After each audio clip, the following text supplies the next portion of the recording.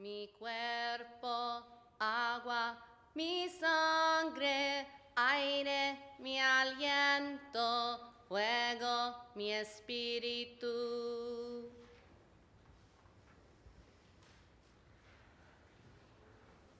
Tierra, mi cuerpo, agua, mi sangre, aire, mi aliento, fuego, mi espíritu.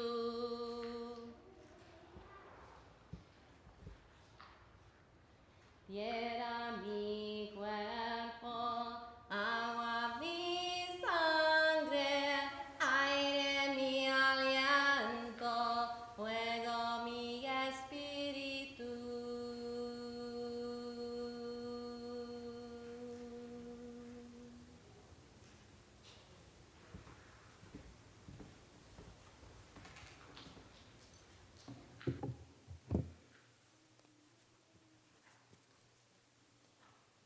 Good morning. Welcome to the First Unitarian Universalist Church of San Antonio. My name is Ayanna Kafi. I'm a lifelong UU. I grew up in Atlanta, and that's where I currently live. It's my first big trip in like 2 years. So I'm thrilled to be with you all this morning. I transitioned from traditional education to religious education about 3 years ago, serving as youth coordinator and then DRE, again in the Atlanta area. I am just filled with joy to be speaking to humans in the same room. I just want to soak that in. This weekly worship is where we can connect and share information and inspiration. Let's acknowledge this geographical place where we are currently located.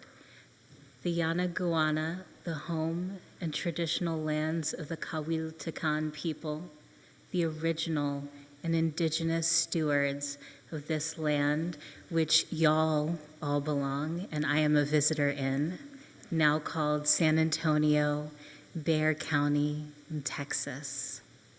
Let's all bear in mind that many indigenous people have not been recognized by our federal government. Even as they continue to live among us as vital contributors to our land and to our communities.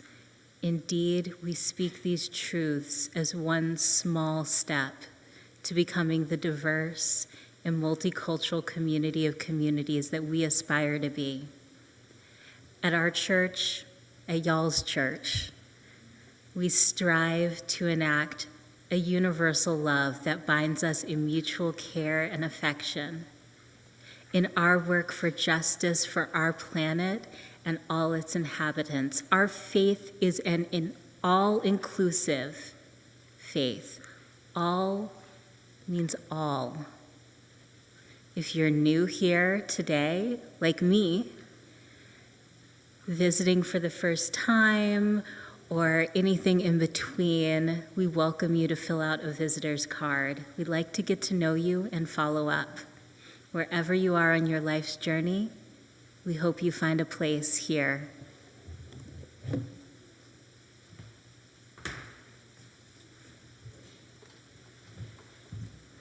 And now for the opening song, number 14, The Sun at High Noon.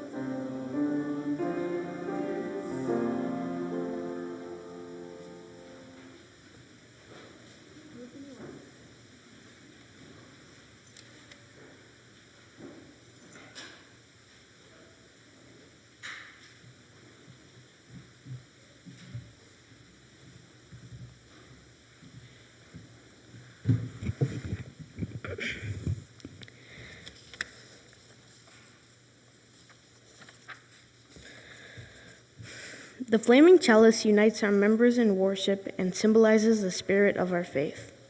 My name is Ben Garrido, and today the chalice will be lit by my sister, Maya Garrido. We are called as Unitarian Universalists to build the beloved community, to share grace and forgiveness with ourselves and each other, in the hope of becoming whole and reconciled. We know that this aim takes work, and so we are committed to live and behave as a community in covenant. Let's recite our covenant in both English and Spanish.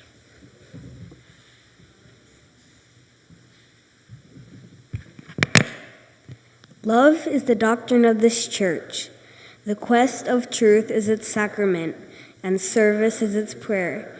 To dwell together in peace, to seek knowledge in freedom, to serve humanity in fellowship, to the end of all souls shall grow into harmony with the divine, thus do we covenant with each other.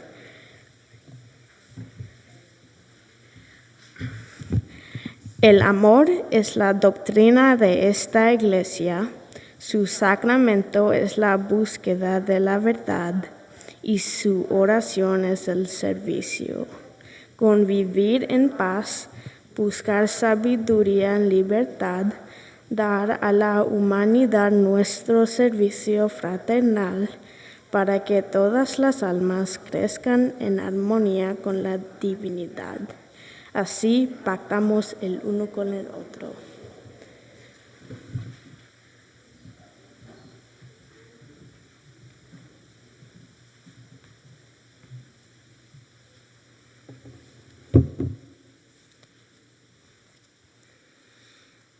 It's time to share our joys and sorrows. I invite each of us to enter into our hearts and minds in silent reflection. May we listen more deeply, see each other more clearly, and grow closer to each other each time we gather together. You are invited to mindfully come forward down the aisle and light a candle, returning up the center aisle as it suits your path to your seat.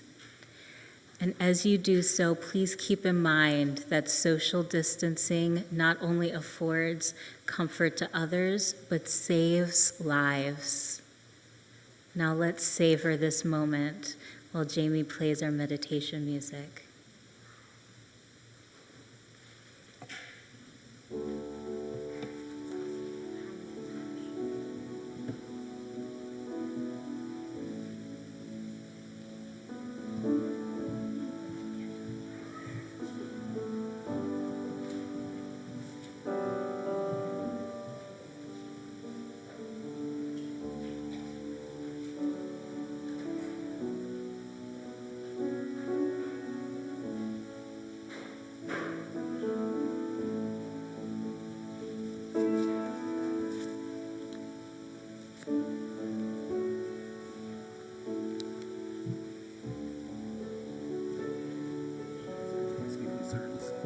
Oh.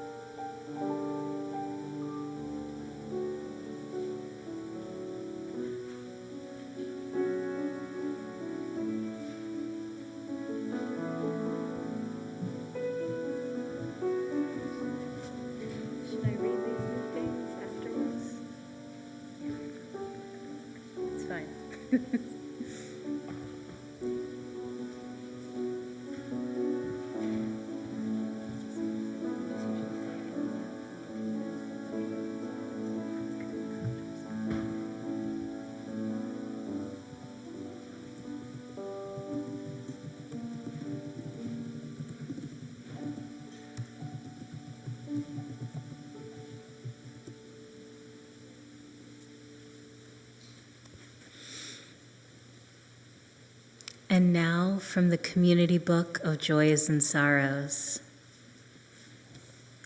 Charlie Turtle is very joyful for her new baby arriving in April.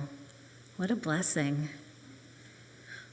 Someone is joyful for the guest minister.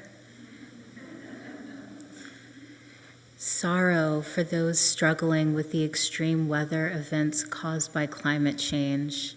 I think we can all agree with that. There's a last sorrow for our government not protecting voters' rights. I second that. Let's take a deep breath and exhale for all joys and sorrows and concerns. May we feel empathy and compassion. May the caring of our community offer space of deep kindness, loving, and just action.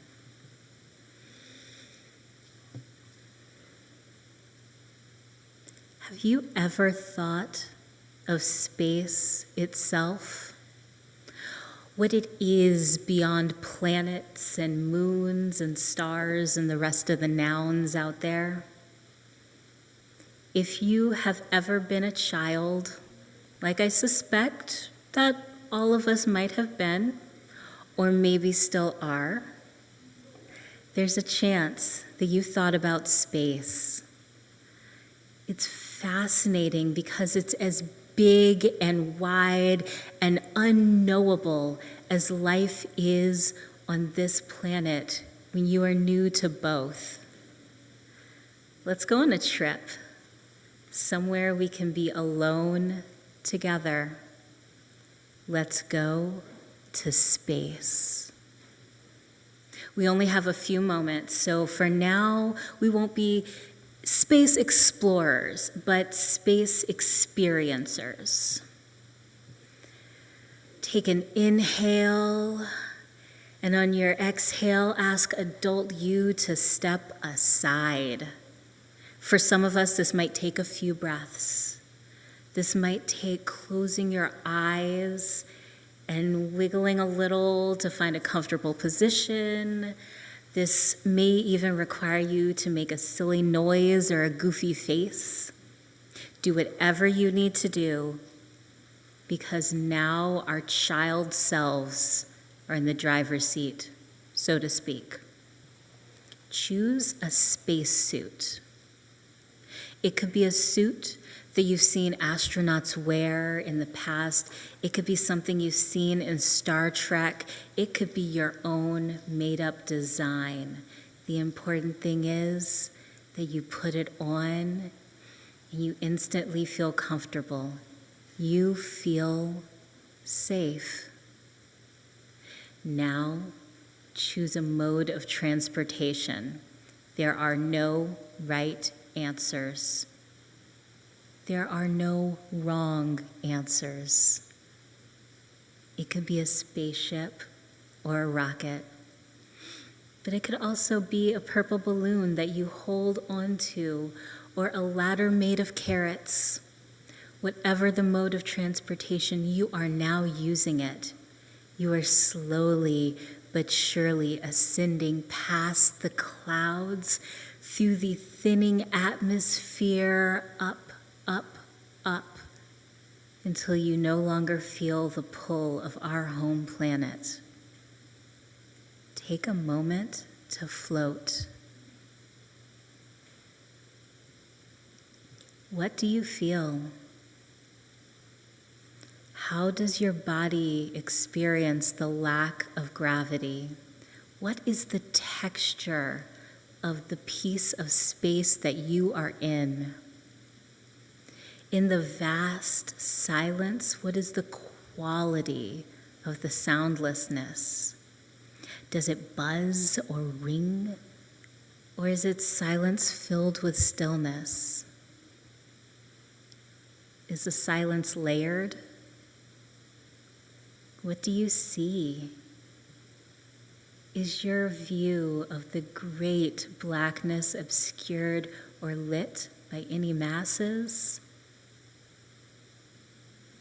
How is time passing? Is it a different rate than on earth? Do you experience it with your regular mind, or a mind now shaped differently by space experience? Inhale the sensations of space. Exhale and allow yourself to grow more dense, more heavy. As you breathe, feel the earth, your home planet, retethering herself to you. Float down, down, down with your growing density. Float back into the present moment. Earthbound, but having tasted space.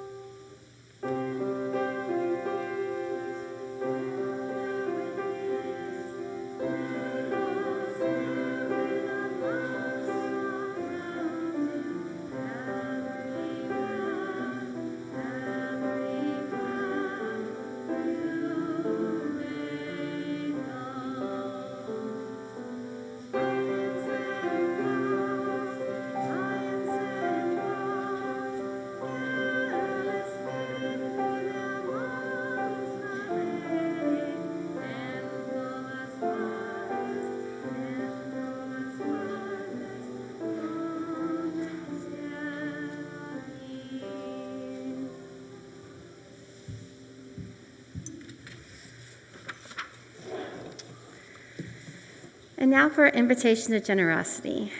Our church has a larger purpose, to support all of us in becoming more generous in giving of our time, talent, and treasure. May we succeed in fulfilling our goals, especially in our service to each other and to our wider community. For those of you viewing online, we invite you to make a contribution to our website, uusat.org, under the link Give on our homepage. You may use a credit or debit card and check your checkings or saving account, or you can send your check to First UU. Those of us in the sanctuary may contribute to the baskets being passed by the ushers. And now for our offertory by Miss Dana Clark.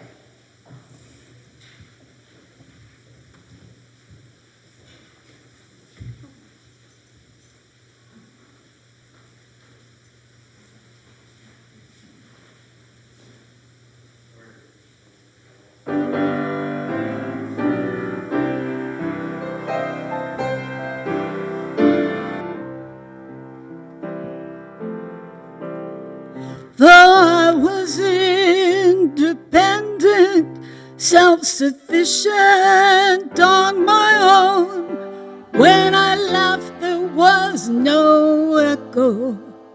When I cried alone. A solitary sailor with no star to help me steer.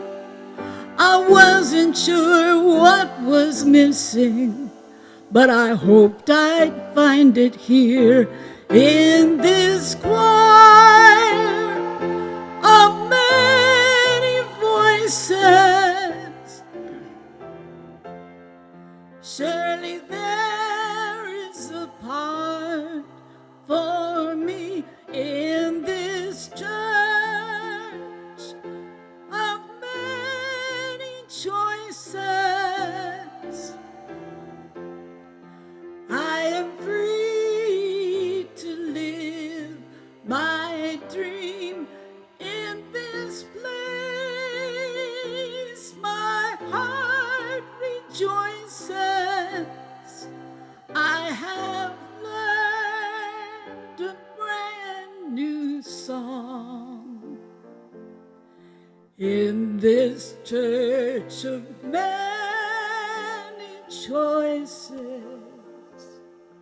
I have found where I belong.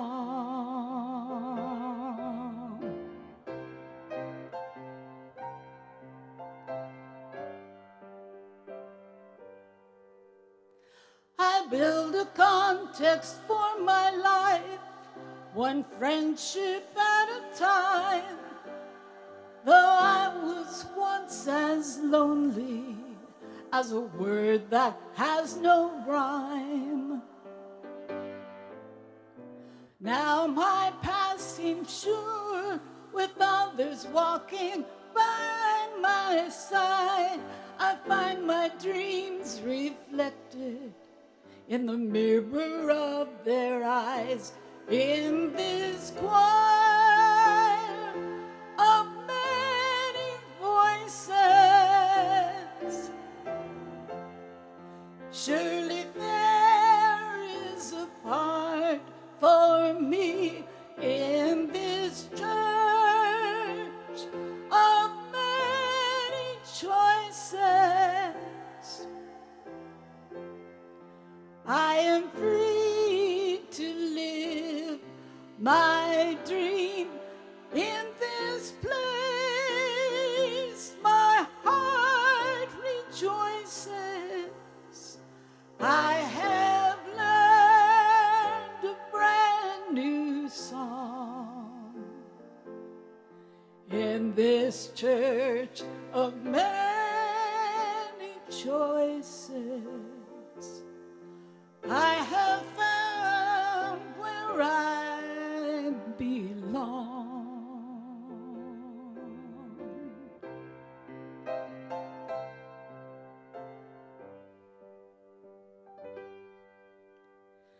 Each of us a puzzle piece of different shape and size.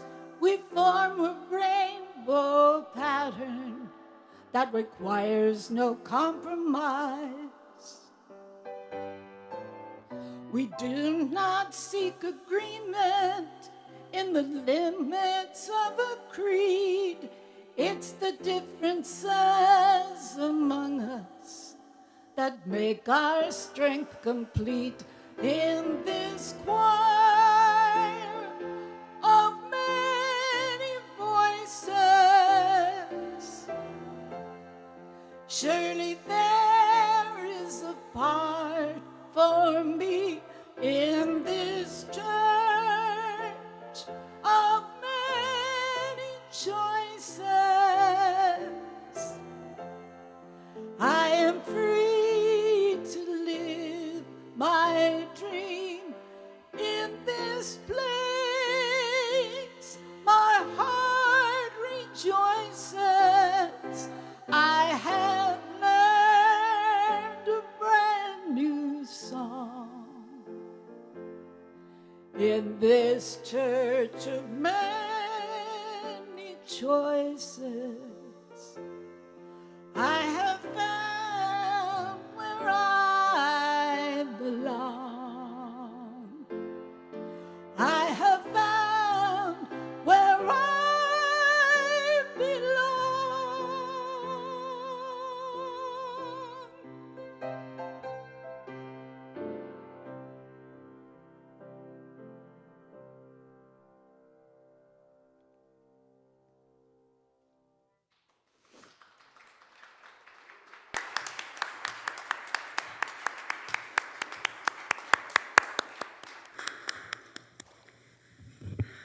I just want to take a moment to give thanks to Dana for writing such a beautiful love letter to us and our church. The song was not included in the order of service. The title is Church of Many Choices, and thank you so much for sharing that blessing with us.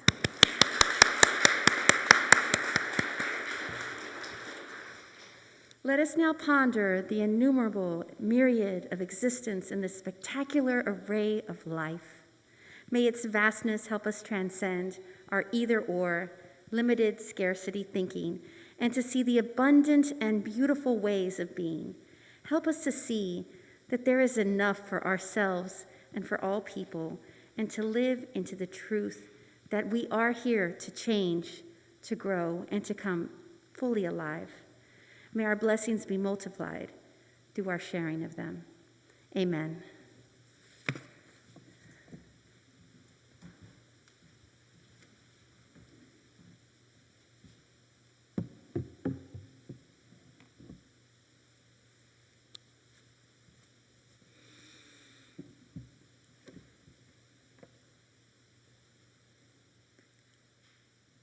Please don't think me pessimistic when I say nothing will stay okay.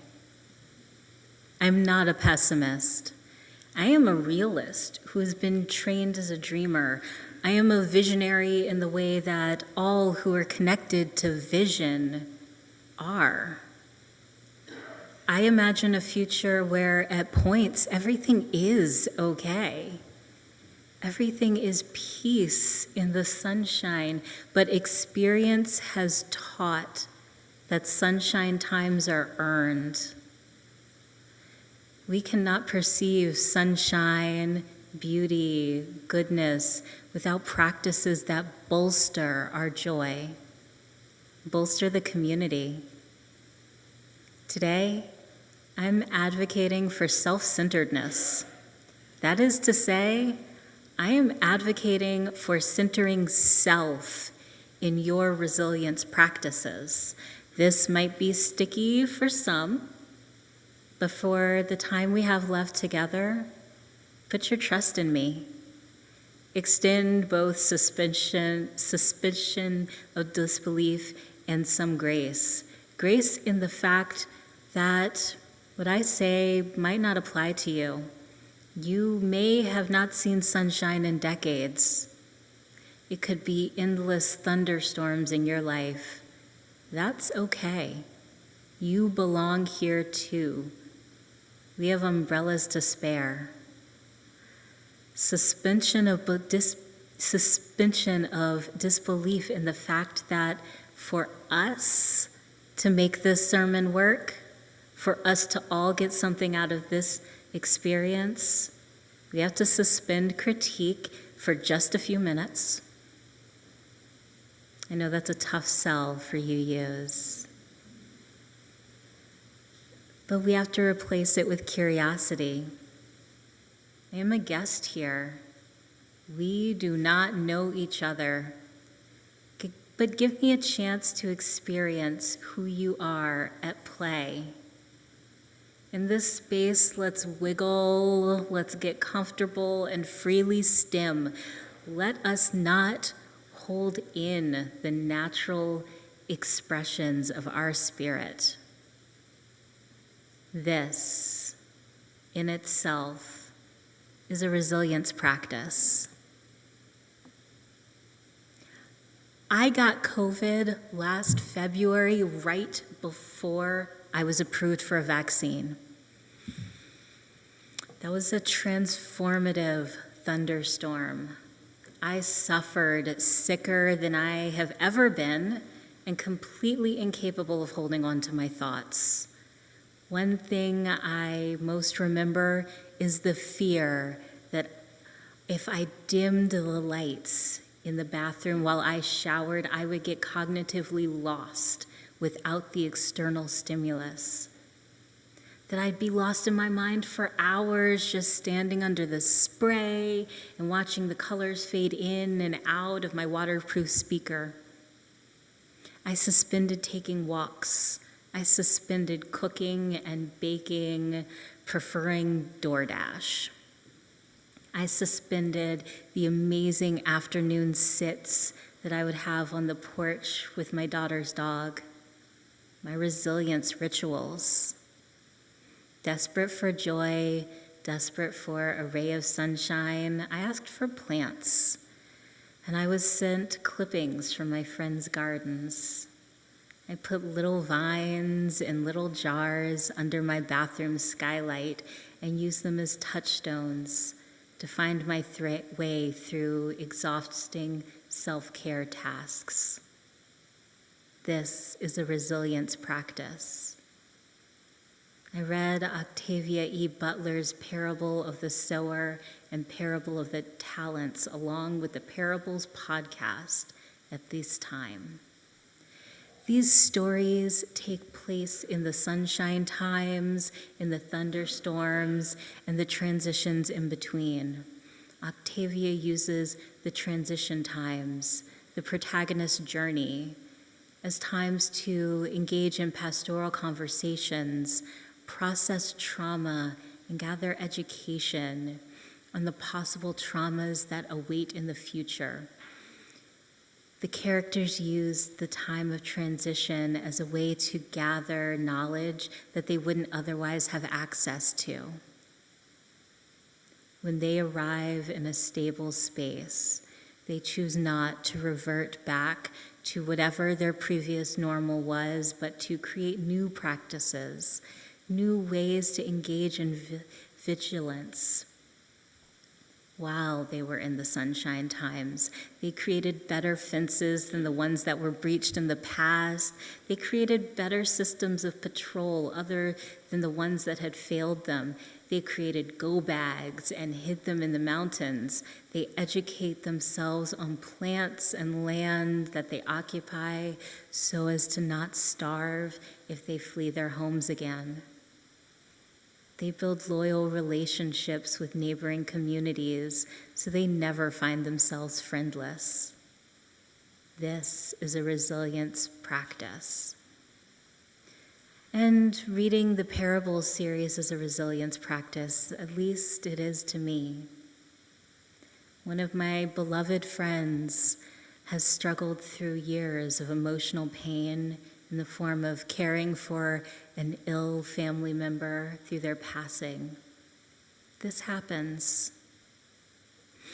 It is expected that sometimes we will be left behind while our loved ones move into a different way of existing. Sometimes the leaving will feel both long and drawn out, as well as a violent ripping as their presence is extracted from our lives, leaving only memory-shaped wounds. She immediately started a new career, treating her emotional pain with the bolstering practice of education, basking in the intoxication of a new endeavor. My dear friend leaned heavily on the safety of friendship through this leg of her journey, even using me to help with interview prep. This gave me an opportunity to call her out when she was making herself too small and allowing me to tell her how I see her. Big, brilliant, and someone who is capable of bringing compassion into her logic-driven field. When she landed her first job, she took her first paycheck to treat our little friend group to a pizza dinner, apparently getting this practice of caring for your friends when something good happens to you from a Nepali neighbor. Listen, intentionality in friendship truly is a resilience practice. And celebrating those relationships is key. For me, junior year of high school was an incredible time for friendship. I effortlessly fell into a group of girls and femmes, including multiple international students. The common thread, really the only common thread, was that we all showed love through food. One friend would bring me a warm McDonald's apple pie a few mornings a week just because I had mentioned that I liked them. Another would insist that we all take a chicken nugget from a huge plate she had prepared in the boarding student kitchen. Love. My favorite practice was birthday dinners. On each person's birthday, we would crowd around a table in whatever restaurant they wanted, eating and laughing. Being a teenager is rough. Some of my friends were on different land masses than their families. Some of my friends had families that were only financially involved. And some of my friends just needed to gather around the fire of friendship. To be toasted, hugged, and loved in the most basic way we have, through receiving a meal. This is a resilience practice. Take this and please break bread, even through the thunderstorms of the pandemic. 6 feet apart is still a resilience meal. Eating on Zoom is still a resilience meal. DoorDash gift certificates are still resilient meals. Something you should know about me is that when there is a time of pain, I am excited to take part in an old tradition that I only know through literature. I make a basket. I have recently become enamored by a simple rustic loaf that takes 8 hours to prove, taught to me by a minister that focuses on dinner church. I love the process of centering my thoughts around the person that I'm baking for through the mixing, the kneading, the waiting, and finally the baking. I'll fill a basket with a baked good to nourish the body, something to help center rest like bath salts or lavender hand lotion, and something specific to their situation. For someone holding vigil by a hospital bed, they need toiletries, magazines, or Sudoku. For someone who's sick in bed, they might need a cozy blanket or fuzzy socks. For a former youth who is having their first college finals week, they might need dry shampoo, instant coffee, and maybe a specifically made Spotify playlist for studying. A basket is not supposed to solve anything. The goal is to be a clear reminder that a person's community is willing and able to bolster them, an invitation back into the safety and support of communal space. This is a resilience practice. I admire the simplicity of the Christian prayer list. So I have adopted and transformed the practice for myself. Like I said, I'm a lifelong UU. I'll adopt and transform. Every congregation has a different practice of spreading personal news, but my favorites are a consolidated list. Some faith communities have Facebook groups that are weekly threads asking for folks to share what's on their hearts. The Church of the Larger Fellowship provides space in their Zoom services to create a list yourself by naming what's on your heart. And some congregations email out a weekly list of joys and sorrows. The collection and documentation of life's events is vital to community longevity. The witnessing and holding space for these events is vital to its overall health. This is our work. I strive to be organized enough to print these out and display on my altar. That's a vision, a wish for the future. I stumble forward to center my community members in my imperfection. A very UU-centered practice, and one that's easily accessible, is simply lighting a candle and holding someone in your heart. Something that I practice is pulling a tarot card to ask what this person needs from me specifically. What part of me do I need to bring forth in relating to them?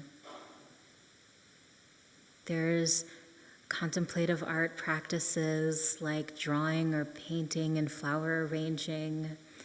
At the ashram I studied yoga at, there was a practice among yogis to write intention on masking tape and place it at the very top of one's mat.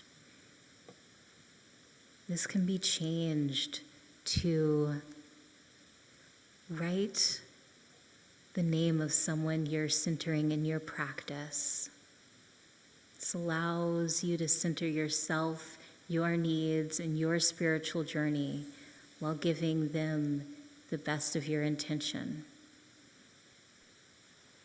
I didn't grow up praying, but for me, the experience of yoking myself while holding a beloved community member is the equivalent of prayer.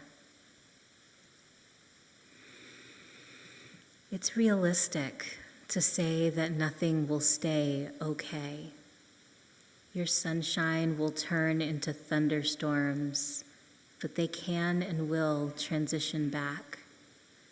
With the bolstering of community, this community, they can always transition back. Communal resilience is a spiritual mandate and is the mission of all who are gathered here. I challenge all who are in the Sunshine Times to practice resilience building and community bolstering, and all who are in transition, keep your notepad handy because the education you need for your next phase is all around you. And those who are amidst the thunderstorms, seek shelter here in this community of open hearts and open minds. I promise you, we have umbrellas to share.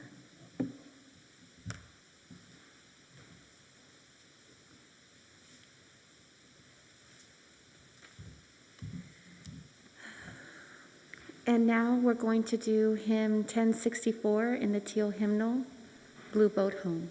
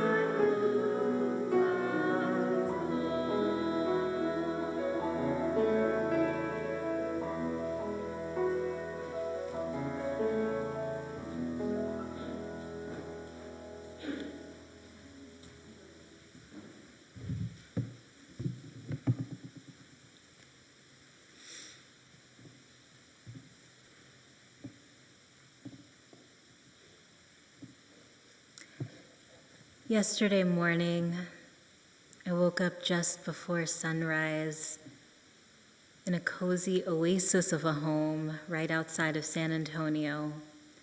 I wrapped myself in a throw and settled myself in front of 8-foot windows to watch the sunrise with my partner. The sun rose, a deer grazed. I watched and waited and witnessed. The sun shines in Texas in a way I've never experienced.